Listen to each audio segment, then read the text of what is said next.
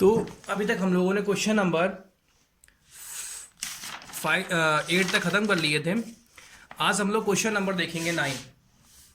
ठीक है, question number 9 देखेंगे। क्वेश्चन नंबर 9 हमारे पास कहता है इफ़ Q ब्रैकेट में 0,1 is equi distance from P। जो Q है वो P से इक्वी डिस्टेंस पे है, ठीक है, और R से भी इक्वी डिस्टेंस पे है। Find the value of X। मुझे इस X की वैल्यू बतानी है, ठीक है। आगे उसने हमसे ये बोला है also find the distance QR and PR। QR और PR की हमको डिस्टेंस ही बतानी है। तो हमने यहाँ ये देखा, हम लोगों ने यहाँ पे एक फिगर बना लिया है, ये P है और ये R है, ये Q है। इसके और इसके बीच का जो डिस्टेंस है वो सेम है। जितनी ये डिस्टेंस है उतनी ही ये भी डिस्टेंस है, मतलब दोनों की डिस्टेंस सेम है।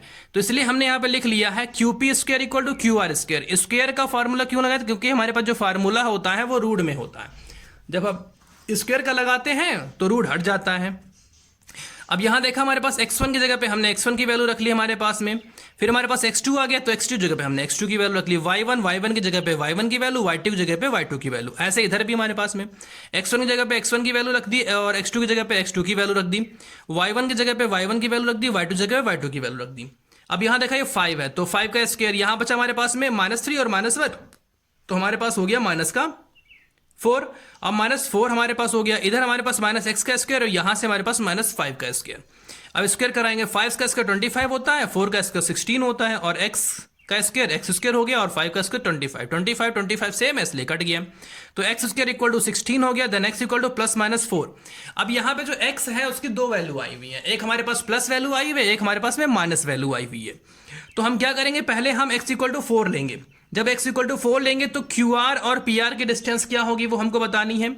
जहां पे x है वहां पे हम 4+ लिखेंगे, ठीक है। तो हम QR की डिस्टेंस हमने निकाली, QR का मतलब ये वैल्यू और PR का मतलब यहां से लेकर के यहां तक की वैल्यू। तो QR का फार्मूला हमने यहां लगा लिया, जो वैल्यू यहां से हमारे पास में था x1 हमारे पास 0 है, x2 हमारे पास 4+ का लिया तो 4 हो गया हमारे पास, y1 हमारे पास 1 है और y2 हमारे पास 6 है, रख दिया। सॉल्व किया तो रूट के अंदर 41 आ गया। ऐसे ही हमने PR को सॉल्व किया। अब यहां हमारे पास में x1 हमारे पास कितना है 5 है और x2 हमारे पास कितना है 4 है, तो 4 रख दिया हमने। y1 हमारे पास में -3 है और y2 हमारे पास 6 है, तो -3 -6। अब ये हमारे पास में क्या हो गया यहां से, तो 5 में से 4 गया तो हमारे पास 1 बचेगा, 1 का स्क्वायर, और 3 और 6 9 हो गया तो -9 का स्क्वायर। तो 1 का स्क्वायर 1 होता है और 9 का स्क्वायर हमारे पास 81, दोनों को ऐड किया तो हमारे पास 82 आ गया। ये जब वैल्यू आई जब हमने x इक्वल टू 4 रखा है तब।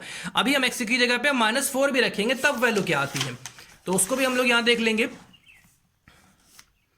तो अब यहाँ पे हमने देखा कि जब हमने यहाँ पे x इक्वल टू -4 रखा तो जहां जहां हमने प्लस रखा था वहां माइनस हो जाएगा, तो यहाँ माइनस रखेंगे तो माइनस माइनस प्लस हो जाएगा। बाकी सेम सोल्यूशन वैसे ही होगा। यहाँ पर भी हमने देखा हमारे पास में -4 रखा है तो माइनस यहाँ भी है तो माइनस माइनस प्लस हो जाता है, तो यहाँ 9 होगा, तो सेम सोल्यूशन। तो जब हमने +4 रखा था तो दूसरी वैल्यू आई थी, -4 रखा तो 106 और 162 हमारे पास दो वैल्यू आई QR और PR की, ठीक है। अब क्वेश्चन नंबर हमारे पास आता है 10। अब क्वेश्चन नंबर 10 में यहां हमसे ये बोला गया है find a relation between the x and y। x और y के बीच में रिलेशन बताना है such that the point x, y is a equi distance from the point 3,6 -3,4। इन दोनों पॉइंटों से x, y जो हमारे पास पॉइंट है वो इक्वी डिस्टेंस, मतलब इन दोनों के डिस्टेंस, ये डिस्टेंस यहाँ ये वाली और ये वाली, ये दोनों इक्वल है। तो क्या हो जाएगा हमारे पास PQ square equal to QR square. Square इसलिए लगाया क्योंकि हमारे पास फार्मूला रूट में होता है, तो रूट यहां से खत्म हो जाएगा। अब यहां पे हमने देखा x1 की जगह पे हम x1 की वैल्यू लगा देंगे, x2 की जगह पे हम x2 की वैल्यू लगा दी यहां पे। तो x2 हमारे पास कितना है x है, y1 हमारे पास 6 है और y2 हमारे पास में y है। अब यहां देखा x1 हमारे पास x है और x2 हमारे पास में -3 तो +3 हो गया, y1 हमारे पास में y है और y2 हमारे पास 4 है। अब इनको ओपन कराएंगे तो 3 का स्क्वायर 9 होता है, x का स्क्वायर x स्क्वायर हो गया और फिर माइनस का 2xy होता है, तो -3 और x हमारे पास 3x होगा, 2 से मल्टीप्लाई तो 6x हो गया। ऐसे इसको भी प्रॉपर्टी खोल दिया, यहाँ पे हमारे पास a - b का होल स्क्वायर खोल दिया, a + b का होल स्क्वायर खोल दिया, a - b का होल स्क्वायर खोल दिया। यहाँ भी x स्क्वायर, यहाँ भी x स्क्वायर खत्म हो गया, यहाँ भी y स्क्वायर, यहाँ भी y स्क्वायर खत्म हो गया, यहाँ भी 9, यहाँ भी 9 खत्म हो गया। अब जो बच्चा हमारे पास उसको लिख लिया -6x और इधर का 6x ये भी उठा ला इधर, ठीक है। -12y इधर का भी हमारे पास में 8y था, उसको उठाया ला इधर। अब यहाँ 16 था, अब ये इधर आ गया तो हमारे पास माइनस का 36 हो गया।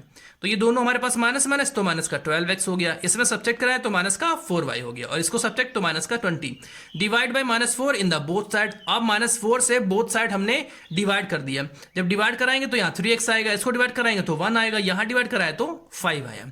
तो ये रिलेशन आ गया मेरे पास में, किसके बीच में, x और y के बीच में रिलेशन आ गया 3x + y = 5। ठीक है। कोई दिक्कत लगे तो हमसे पूछे जरूर, ठीक है, पूछेंगे तभी मालूम चलेगा तुमको आ रहा है कि नहीं आ रहा है।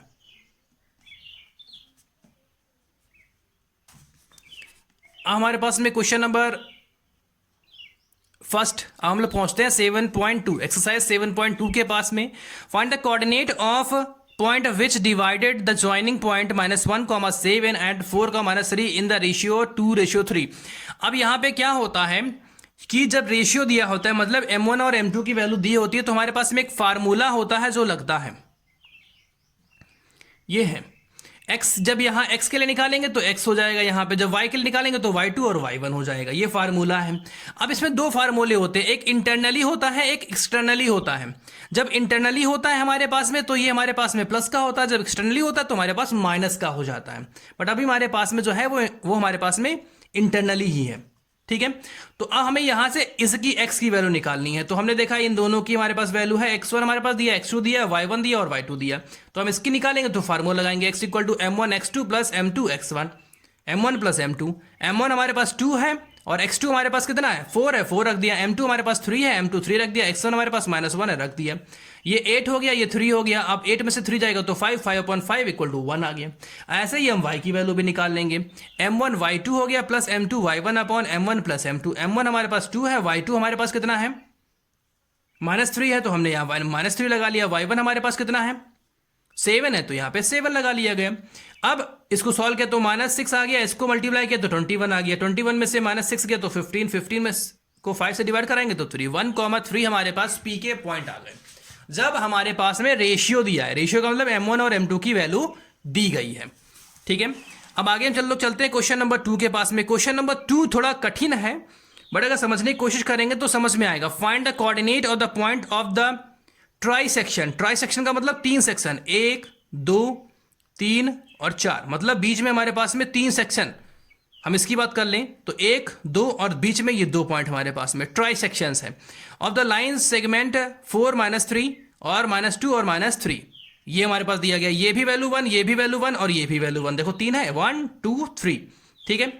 अब हम बात करते हैं यहां से कि A से Q तक की वैल्यू हमारे पास 2 हो गई और P से B तक की वैल्यू भी हमारे पास 2 हो गई, और ये हमारे पास 1 है और ये भी हमारे पास 1 है। क्यों ऐसा किया गया है, क्योंकि पहले जब हम चलेंगे तो हम AP और P भी चलेंगे, दोबारा चलेंगे जब हमारे पास में तो हम AQ और Q भी चलेंगे। ठीक है।